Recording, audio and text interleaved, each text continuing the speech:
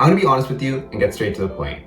I'm nowhere near productive as all the other people creating time management videos like this one. So if you're looking for some intense way to structure your calendar to be as productive as possible, then this video is not for you. Who this video is for normal students like me who sometimes are so exhausted and end up doing no work that day, or come home from school and end up watching YouTube videos for an hour. Whatever it is that you do, I promise you that this time management system will allow you to manage your time in a flexible way, not make you feel guilty for not being productive sometimes, and allow you to approach school in the most efficient way possible. And you might think if you do all these bad habits, you're not productive, you're this lazy person, and you can't get good grades. But I'll be the first to admit that I do all these things, but I still have time to work a part-time job. I work as a soccer coach. I still post YouTube videos consistently. I graduated high school with a 99% average. I did IB. And now I have a 3.93 GPA as a third-year engineering student at University of Toronto. Now I can't promise you that by watching this video, you'll get the same grades as me, but what I can give you is a time management system that actually works for normal people and will help you set the foundation to achieve your academic goals. I'm going to do this by giving you a detailed breakdown of the 4 major steps that you have to take to make this time management system work. And on top of that, we'll also give you downloadable links so that you can take action and actually start creating a time management system while watching this video. As you can probably tell, I've spent a lot of time trying to make this video as thorough as possible. So all I ask in return is that you like and subscribe so we can push this video out to more people like you who would need it. And with that being said, let's get right into it. Now, whether you're in high school or university, school pretty much happens in weekly cycles. What I mean by this is that every week we have the same homework, the same quizzes, and the same things to do. So our time management system will revolve around this weekly cycle. To make it easier for you to follow along, I highly encourage you to download the weekly spreadsheet template I put in the description down below. But you can also feel free to make something similar on a completely different platform or using pencil and paper if that works better for you. So as you can see right here, on the left-hand column, we have major deadlines, which I'll come back to in just a bit. And then we have 6 columns, one for each course. You probably have 5 or 4 courses, and if that's the case, you can just ignore the unnecessary columns. Under each course, what I want us to do is list out all the possible tasks that we can do for that course. For example, this is my first year calculus course, and for this course, I have classes or lectures to go to. I have to do pre-reading before class. I might want to also review my notes right after class. I also have textbook readings to do, practice problems, quizzes that I have to do every week, and if you're in university, you might also have tutorials or labs. So all we're doing here is listing out all the possible weekly tasks that you think you have to do, or your professor or your teacher is saying that you have to do. So this might also include stuff like reviewing flashcards as well. You can get all this information on your syllabus, and while you're doing this, I want you to fill out the major deadlines column with all your major deadlines. This would be anything that you have to do that doesn't occur on a weekly basis. For example, lab reports, assignments, tests, midterms, or exams. Depending on when you're watching this, if you have your syllabus and all the information available to you, I highly encourage you to pause this video and actually do the step right now. I know this is a bit tedious and the amount of weekly tasks that I'm making you write down may seem overwhelming, but trust me, there's a reason why I'm making you do this. And it's way easier if you can do this right now so you can follow along with this video a bit more easily. So now that we put down everything we can possibly do for each course, now comes the hardest part. Cutting it down. And this is the most challenging part because it requires us to shift our mindset and our approach to school. And most time management systems fail because this part is not emphasized enough or not done right 99% of the time. Now, if you're a student, especially a university student, you're so busy. And there's never enough time to actually do all the tasks that we think we have to do. Even if you think this semester is going to be that semester, you're going to be super productive, you're going to wake up at 5 a.m., you're going to get A+ in all your courses, we both know that that's not going to happen. However perfectly you plan your day, your week, you're going to end up procrastinating and you're never going to study as much as you wanted to. And instead of getting overwhelmed by that, feeling guilty, feeling so chaotic, and the semester going downhill from there, and you going from saying, oh, I want to get A+ in this course, to I just want to pass the exam, here's what I'm proposing. We go into a semester with a plan to do less work, and throughout the semester, the goal is to stay on track every week with this reduced workload. And when I'm talking a reduced workload, I only want us to do an average of 6 hours of work for each course. Some courses might have 4 hours of work, some courses might have 8 hours of work, but overall, if you have 5 courses and you're doing average 6 hours per course, you're gonna have 30 hours of studying each week. And this includes lectures, tutorials, and labs as well. And if you're in high school, you'll probably increase this number to 8 hours on average per course because you only have 4 courses and some courses are just super easy, so you have a bit more leniency. And at this point, you're probably thinking, what in the world is this guy talking about? How are you even supposed to reduce your workload that much? And how are you supposed to get 4.0s and A+s by doing less work? Well, the thing is, A, realistically, we won't do a lot of work, and B, most of the time you spend studying or doing schoolwork is actually really useless. I know reducing your workload is so hard. Like in high school, I put so much unnecessary effort to try to get an extra 1% to go from a 97% to a 98%. But after going to university, to do all the things that I wanted to do and still get enough sleep, I had no other choice but to reduce my workload. And if you're scared that you're gonna fail if you don't do everything, trust me, you're gonna be completely fine. Most of the time, we feel like we have to do so much work just to pass the course, but 80% of the results are obtained from 20% of the effort. So if we just focus on doing the 20%, the minimum work required, we can still get good grades. Better quality studying is way better than lots of low quality studying, and that's all I'm trying to emphasize here. And there's no one size fits all approach. Like each course, each professor, or each teacher is going to be different. So the way you're going to reduce your workload for each course is going to be different. So even though this might take us a few minutes, I'm going to go through each of the common tasks like lectures, labs, tutorials, textbook readings, and practice problems, and help you decide what's most necessary for each course. If you can do this properly, actually reduce your workload to 6 hours on average per course, and actually follow what I'm saying, I promise you, you're gonna have so much time to do things outside of school, and this semester will turn out way better than you can ever imagine. So the biggest thing that takes up most of your time is going to classes and lectures. Now, if you're in high school, I totally understand that you're obligated to go to your lecture because of attendance and all that. So this section is more for university students. And all I'm trying to say is that if you're a university student, you really have to reflect about whether or not going to lectures is worth your time. And obviously you would have to go to lecture to try this out. So we'd still be working on our time management system in the first 2 weeks of school. But if you're going to lectures and you're not able to understand what the professor is saying because they have an accent or something, maybe they're just too boring to listen to and you're falling asleep, maybe they're going too fast, too slow, these are all really good reasons for why you should skip class. In the best case scenario, the lecture is recorded, so you can just go home and watch the lecture at a slower pace. You can pause when you need to, you can go at a slower pace, so you can actually understand the content. And lecture recordings are available for most classes, but if it's not available and you really can't understand what's going on in the lecture, here are two options that I would propose. The first option is reading the textbook. And I know this can be really boring and really tedious, so the second option, which I usually prefer, is watching YouTube videos. Like I did this for my data structures and algorithms course. Like my professor was so bad and I had no clue what she's saying. So all I did was I just looked at the slides, saw what topics we're gonna cover, and found YouTube videos about those topics and watched them and kind of self-learn the content myself. I know it's not a one-to-one correlation from what you're learning in YouTube videos and what's being taught in class, but if you can only understand 10% of the lecture, you're better off watching YouTube videos. There's nothing else we can do. The point I'm trying to make is that if you're in university and you're finding that the lecture is not working for you, then just skip the class to save time and watch lecture recordings, read the textbook, or watch YouTube videos and self-learn the content. And with that being said, let me quickly touch upon textbooks. Whether you're in high school or in university, simply put, you don't need to read the textbook. Even if your teacher or your professor is saying the textbook is a must read and has testable content, here are two things I want us to remember. First, within the 6 hours, we need to choose the most optimal study techniques. So if you feel like practice problems and flashcards are way better study techniques than reading the textbook, then we have to do those, and that means that we don't have time to read the textbook. The second thing, which is even more important in my personal opinion, is reducing the feeling of anxiety and chaos throughout the semester. I know that not doing these tasks, like going to lecture or reading the textbook, makes it seem like you're gonna fail because the professor said that you have to do all those things to do well in the course, but we're deliberately not doing these things because it's best for our learning style and our goals.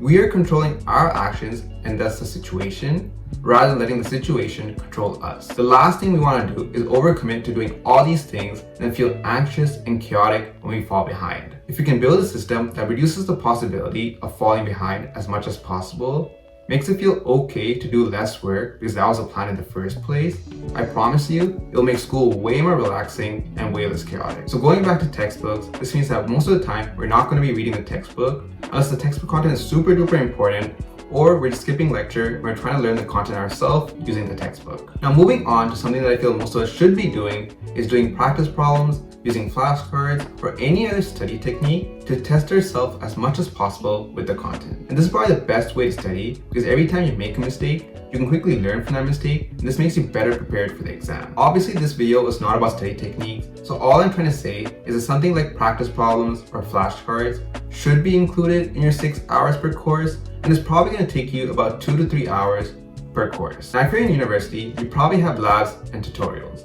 Most labs are mandatory, so you should attend them, but some labs and most tutorials are not mandatory, and in my personal opinion, they're taught by TAs who don't know what they're doing and are a complete waste of time.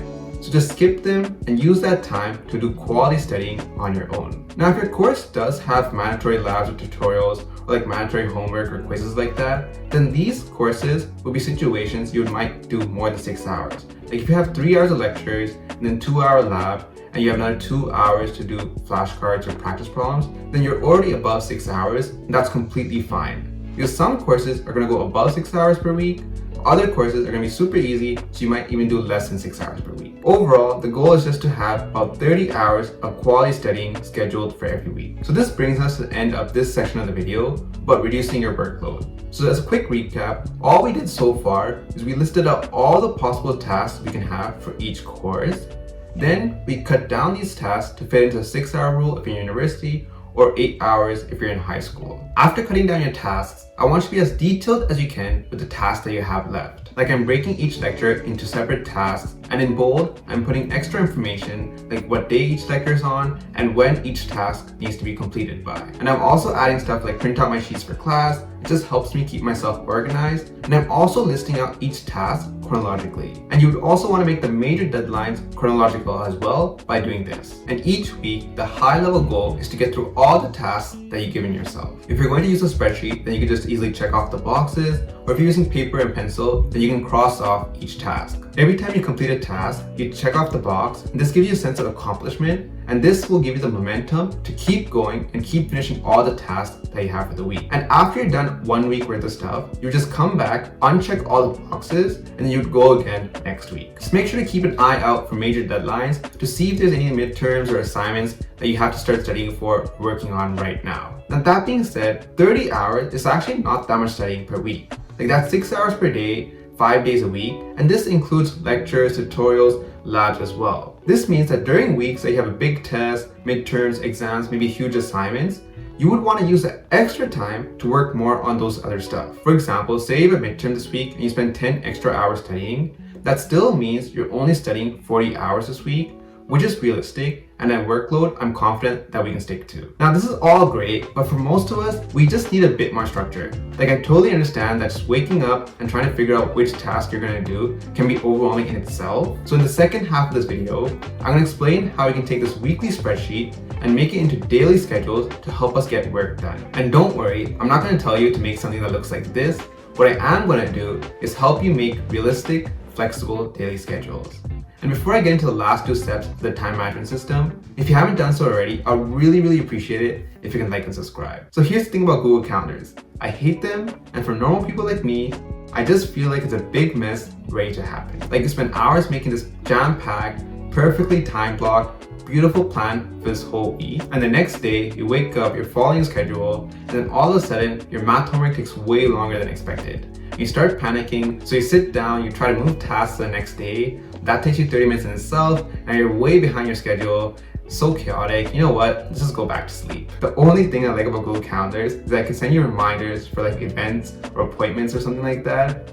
That's pretty much the only thing I like about it. So this is what I'm proposing. We're going to first make a calendar with only our fixed commitments, like classes that we actually have to attend, or like going to work. And if you hate Google Calendars like me, then just feel free to use like an agenda or like a monthly planner to do this instead. You can also use this calendar to schedule in things that you almost want to be like a fixed commitment in your life.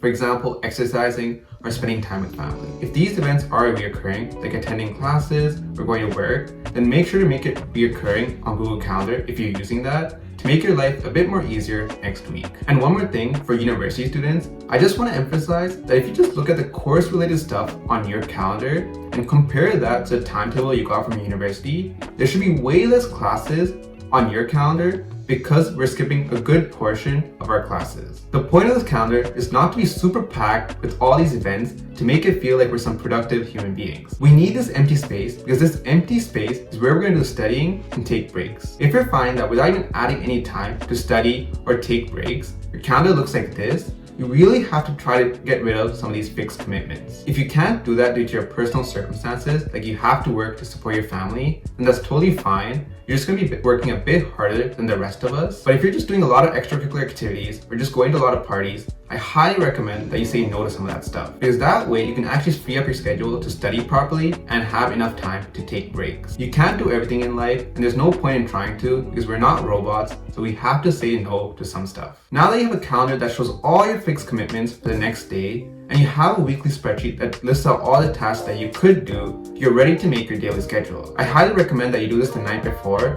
so you can wake up the next day and know exactly what you're doing and just get started. First, look at your day ahead and see how much time you have. Like, do you have a lot of fixed commitments the next day?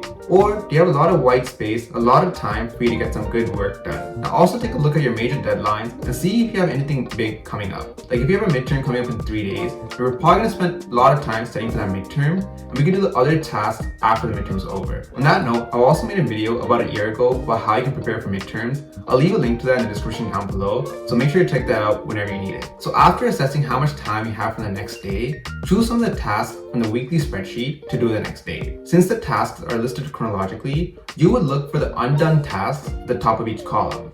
If you have less time tomorrow, choose less tasks, and if you have a lot more time tomorrow, choose some more tasks. Now personally for me, having this to-do list is more than enough. I just do work whenever I feel motivated to, and I spend the rest of the day doing things like I enjoy or just taking a break. But for people who like a bit more structure, you want to know what tasks you're doing first and what time you're starting each task, here's what I propose. First, figure out which parts of the day you have the most and least energy. Personally for me, I'm super energetic in the morning, then after I eat lunch, I'm kind of exhausted, but then I get another spike of energy in the evening. So depending on when you have the most energy, when you're productive and when you're not, you want to schedule in your hard and easy tasks accordingly. For example, if tomorrow I'm free in the morning, I might schedule in some hard tasks to do in the morning.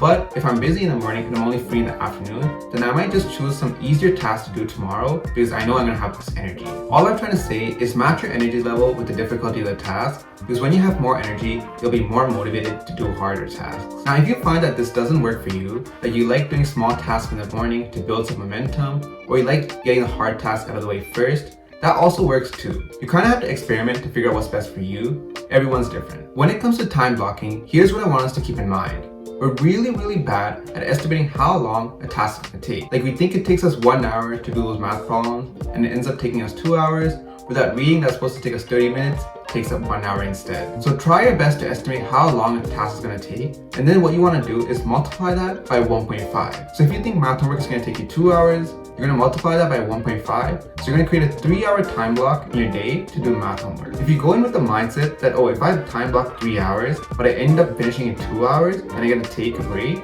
this will act as a reward and incentivize you to work as efficiently as possible. But if it takes you 3 hours, then there's nothing to worry about because we already had that time blocked in our day to do math homework. The biggest thing for us to understand is that the goal is not to time block the whole day to make us feel like this productive person. So this is what a daily plan would look like for me. I'm a morning person, so I might wake up and schedule in back-to-back tasks in the morning. Then I'm probably gonna end up eating lunch, taking a break, going on a walk, and then I'll probably end up procrastinating and watching YouTube anyways. So even though my next class is at 3 p.m., I'm gonna end up leaving this whole period blank. So what I'll do instead is after I come home from class, I'll have a bit more energy, so I'll schedule in another task to do then. And then at night, I still have the time to take a break, relax, watch YouTube, and get ready for my next day. Scheduling is important so you don't feel anxious about what you need to do, but scheduling with spaces is even more important so you don't feel anxious and chaotic when things don't go to plan. In a normal week in the semester, you shouldn't be that busy because you only have 30 hours of studying to do. Excluding Saturdays and Sundays, this is only 6 hours of studying per day. What this means is that you have a lot of free time and you can actually use this time to do things that you actually enjoy. like playing the guitar, going on walks, journaling, playing video games, spending time with your family or your friends. Whatever it is that you want to do, this is the time to do it. Please don't use this time to try to get ahead or do more work, because if you do that, you will burn out really fast. There's always an infinite amount of work to do, and you'll never be caught up with all your work. So just don't even try to do that, just enjoy your time and relax. During weeks which you have midterms, assignments, or exams, that's more like the middle and the end of the semester. For those weeks, yeah, you're gonna be staying up a bit more, yeah, you're gonna be working a lot, you might not have a lot of breaks, and that's completely fine. It is expected that as a high school and university student, sometimes things are just gonna get really chaotic and it's gonna be so much work, but that's fine because the rest of the weeks in the semester, we're following the 30-hour rule, and that means that we're relaxing, we're taking a break, and we're giving ourselves time to recover. And to add on to that, I just wanna say that you have other goals in your life, like learning how to play the guitar, or starting your own business. During those weeks where it's super hectic, it's okay if those things take a backseat. Like, I'll be honest, when I have midterms or exams, I'm just way too busy, so I just take a break from creating videos. I think you get the point I'm trying to make. Just relax, enjoy yourself, and if you follow this excellent time management system, you're going to be completely fine. And yes, I do think my time management system is excellent. Last tip to make sure your day goes as smoothly as possible: if you have a lot of small tasks like sending emails, sweeping your room, just pile them all together and leave like 1 hour block in your day to do small tasks. Like, I'll probably leave it in my afternoon because I'm so unproductive at that time. That way, I can not think about those tasks when I'm doing productive work the rest of the day. Now, that's it for my time management system, the thought process behind it, the tools that I use, and how to actually implement it. We've reduced our workload to 30 hours a week. We put all our tasks in a weekly spreadsheet. We then made a calendar for our fixed commitments. And finally, we used all those 3 things to make a daily schedule that works for us. Figuring out which work to reduce is generally the hardest part, and I recommend being flexible in the first week or so of school to try to figure out what you need to do. I can honestly say that this minimalistic workload time management system allows me to do all the stuff that I really want outside of school, like coaching soccer, chasing my dreams of becoming a millionaire and achieving financial freedom, creating YouTube videos. I hope that this system allows you to do that as well. Although it might not be something that you think you're interested in, I'd really appreciate it if you can check out this video right here about how I want to become a millionaire in my 20s. Even if you don't care about money, it might give you a different perspective on long-term life goals.